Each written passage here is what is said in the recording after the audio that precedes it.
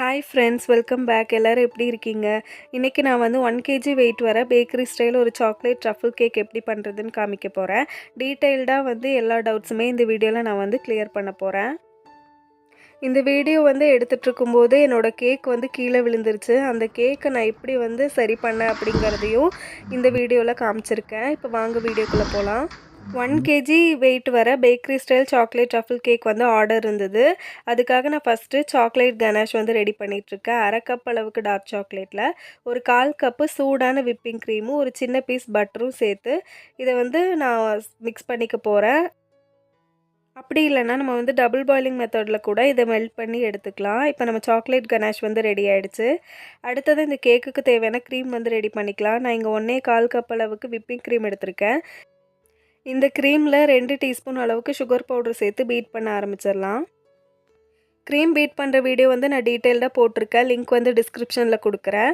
இப்போ இதில் நம்ம ரெடி பண்ணி வச்சுருந்தோம்ல அந்த சாக்லேட் கனாஷ், அதை வந்து ஒரு 3 டீஸ்பூன் அளவுக்கு இதில் சேர்த்துக்கலாம்.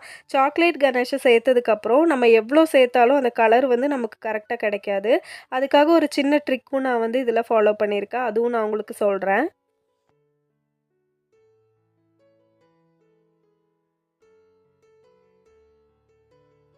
சாக்லேட் கனாஷ் சேர்த்ததுக்கப்புறம் நான் இதில் வந்து ஒரு 3 ட்ராப்ஸ் அளவுக்கு ப்ரௌன் கலர் ஜெல் கலர் சேர்த்துக்கிறேன். அப்போ வந்து நமக்கு நல்ல சாக்லேட் ப்ரௌன் கலர் கிடைக்கும்.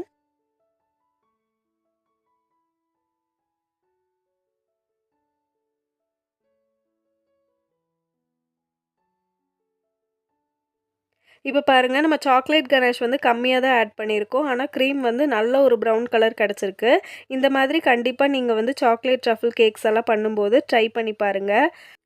அடுத்த ஸ்டெப் வந்து நம்ம கேக்குக்கு தேவையான ட்ரை இன்க்ரீடியன்ஸ் எல்லாம் ரெடி பண்ணிக்கலாம். நான் இங்கே 250 ml கப்பில் 3/4 கப் அளவுக்கு மைதா ஃபில் பண்ணியிருக்கேன். ஒரு 1/4 கப் அளவுக்கு டார்க் கொக்கோ பவுடர் யூஸ் பண்ணும்போது நல்ல டார்க் கலராக யூஸ் பண்ணுங்கள். அப்போ கேக்குக்கு வந்து நல்ல கலர் கிடைக்கும். நம்ம பேக்கரி ஸ்டைல் கேக் பண்ணுறதுனால கேக் ஜெல் யூஸ் பண்ணி தான் நான் கேக் பண்ண போகிறேன். அதனால் 2 மட்டும் போதும் try ingredients. Baking powder, baking soda எதுவுமே நமக்கு தேவையில்லை. இப்போ அடுத்ததாக வெட் இன்க்ரீடியன்ஸ் என்னென்னு பார்க்கலாம். ஒரு ட்ரையான க்ளீனான பவுலில் 4 முட்டை எடுத்திருக்கேன். முட்டை வந்து மீடியம் சைஸில் எடுத்துக்கோங்க. இதில் ஒரு 1/2 டீஸ்பூன் வெண்ணிலா எசன்ஸ் சேர்த்துக்கிறேன்.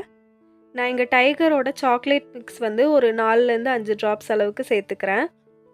1/2 டீஸ்பூன் அளவுக்கு பட்டர் எசன்ஸும் ஒரு 2-3 ட்ராப்ஸு மில்க் எசன்ஸும் சேர்த்துருக்கேன். ஒரு பிஞ்ச் உப்பும் சேர்த்துட்டு ஒரு 2 டேபிள் ஸ்பூன் அளவுக்கு நான் இதில் வந்து தண்ணி சேர்த்துருக்கேன். தண்ணி எதுக்கு சேர்க்குறீங்கன்னு நிறைய பேர் கேட்டிருந்தீங்க.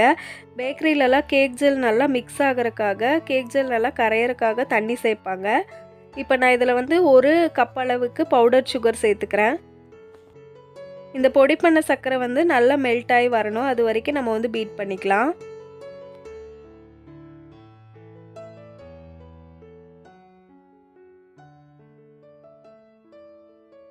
இப்போ நம்ம சேர்த்த சர்க்கரை வந்து நல்லா கரைஞ்சிருச்சு. இப்போ நான் எடுத்து வச்சிருந்த ட்ரை இன்க்ரீடியன்ஸு எல்லாமே நான் சேர்த்துக்கிறேன். நம்ம முட்டை மட்டுமே சேர்த்து பீட் பண்ணும்போது ட்ரை இன்க்ரீடியன்ஸை கொஞ்சம் கொஞ்சமாக சேர்த்து தான் மிக்ஸ் பண்ணணும். ஆனால் இந்த மாதிரி பேக்கரி ஸ்டைலில் கேக்கில் நான் அப்படியே போட்டிருக்கேன். 1 டீஸ்பூன் அளவுக்கு கேக் ஜெல்லும் சேர்த்து இதை வந்து பீட் பண்ணிக்க போகிறோம். கேக் ஜெல் சேர்த்ததுக்கப்புறம் 4லேருந்து 5 நிமிஷம் வரைக்கும் ஹை ஸ்பீடில் நம்ம வந்து பீட் பண்ணிக்க போகிறோம்.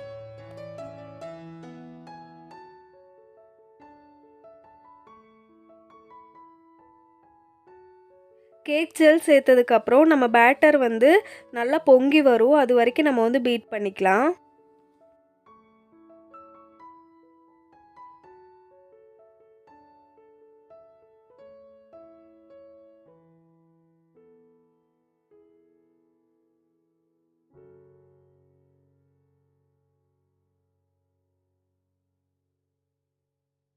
இப்போ ஒரு 5 நிமிஷத்துக்கு நான் ஹை ஸ்பீடில் பீட் பண்ணிட்டேன். பாருங்கள், பேட்டரோட கலரே சேஞ்ச் ஆகி நல்லா பொங்கி வந்திருக்கு. இப்போ இதில் ஒரு 1/4 கப் அளவுக்கு நான் சன்ஃப்ளவர் ஆயில் எடுத்து வச்சுருக்கேன். அதை சேர்த்து பீட் பண்ணிக்கலாம் திரும்பவும் 1 நிமிஷத்துக்கு.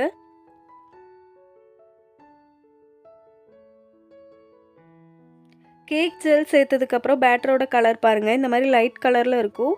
கேக் பேக் ஆகி வரும்போது நல்ல டார்க் ப்ரௌன் கலரில் வரும்.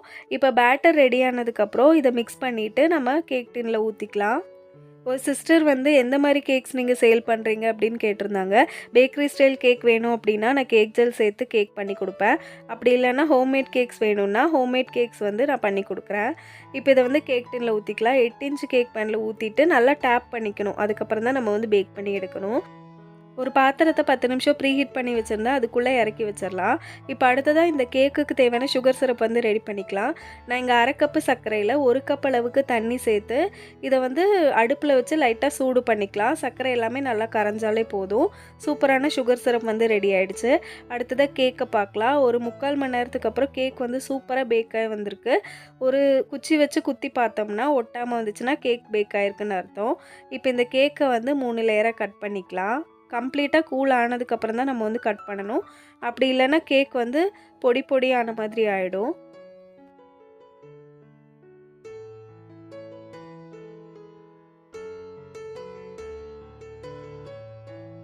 இப்போ பாருங்கள், நம்ம பேட்டர் வந்து எந்த கலரில் இருந்தது, கேக் வந்து சூப்பரான ஒரு ப்ரௌன் கலரில் இருக்குது. கேக்கோட டேஸ்ட் பார்த்திங்கன்னா அப்படியே பேக்கரியில் வாங்குற மாதிரி அதே கேக்கோட டேஸ்ட்டில் தான் இருக்கும். இப்போ இதை 3 லேயராக கட் பண்ணதுக்கப்புறம் ஐசிங் பண்ண ஆரம்பிச்சிடலாம்.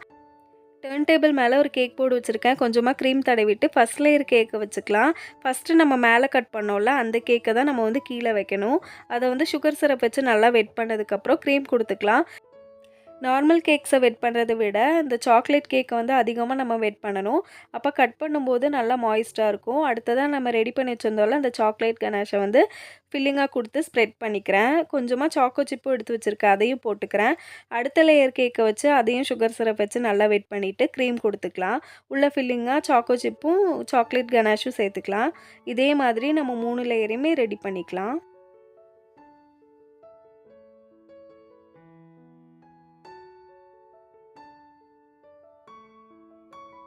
இப்போ 3rd லேயராக நம்ம கட் பண்ணோம்ல அந்த கேக்கை வந்து மேலே வச்சுட்டு சுகர் சிரப் வச்சு வெட் பண்ணதுக்கப்புறம் கொஞ்சமாக க்ரீம் கொடுத்து இந்த கேக்கை வந்து க்ரம் கோட் பண்ணிக்கிறேன்.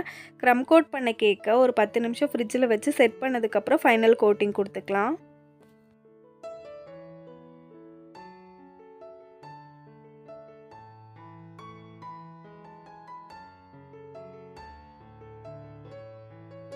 ஒரு ஸ்க்ரேப்பர் வச்சு கேக்கோட சைட்ஸ் எல்லாமே லைன் பண்ணிக்கலாம்.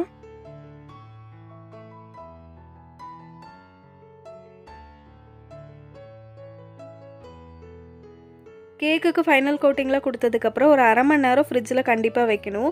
அதுக்கப்புறம் தான் நம்ம வந்து சாக்லேட் கனாஷை மேலே ஊற்றணும். இப்போ நான் ரெடி பண்ணி வச்சுருந்தாலும் அந்த சாக்லேட் கனாஷ் வந்து கொஞ்சம் திக்காக இருந்தது. அது கொஞ்சமாக நான் வந்து டபுள் பாயிலிங் மெத்தடில் மெல்ட் பண்ணிவிட்டு திரும்பவும் இந்த கேக்குக்கு மேலே சேர்த்துக்கிறேன்.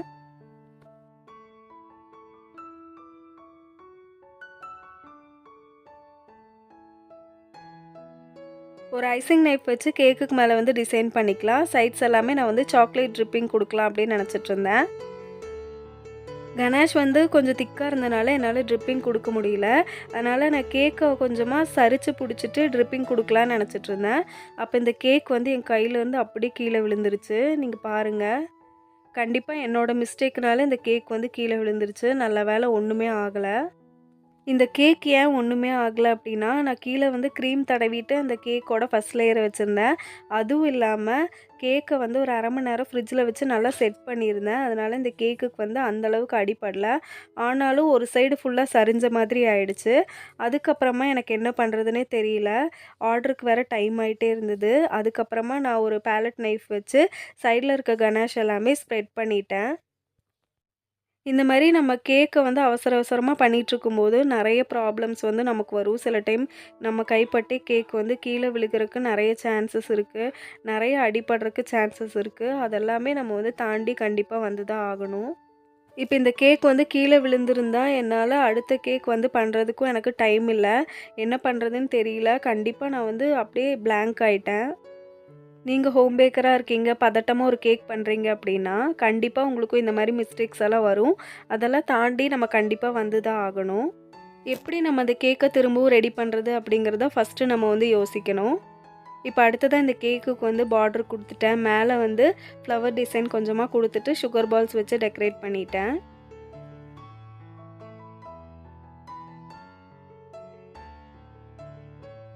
இப்போ கடைசியாக கொஞ்சமாக சாக்லேட்ஸ் வச்சு இந்த கேக்கை வந்து டெக்கரேட் பண்ணிக்கிறேன். அவ்வளோதான், நம்மளோட சூப்பரான bakery style chocolate truffle cake வந்து ரெடி ஆகிடுச்சு. நீங்க ஹோம் பேக்கரா இருக்கீங்க. இந்த மாரி வொர்ஸ்ட்டான எக்ஸ்பீரியன்ஸஸ் எல்லாம் உங்களுக்கு இருந்தது அப்டின்னா, நீங்க கண்டிப்பா கமெண்ட் செக்ஷன்ல வந்து கமெண்ட் பண்ணுங்க. இந்த வீடியோ புடிச்சிருந்தா ஒரு லைக் குடுங்க. நம்ம சேனல ஃபர்ஸ்ட் டைம் பார்த்துட்டு இருக்கீங்கன்னா, சப்ஸ்கிரைப் பண்ணிக்கோங்க.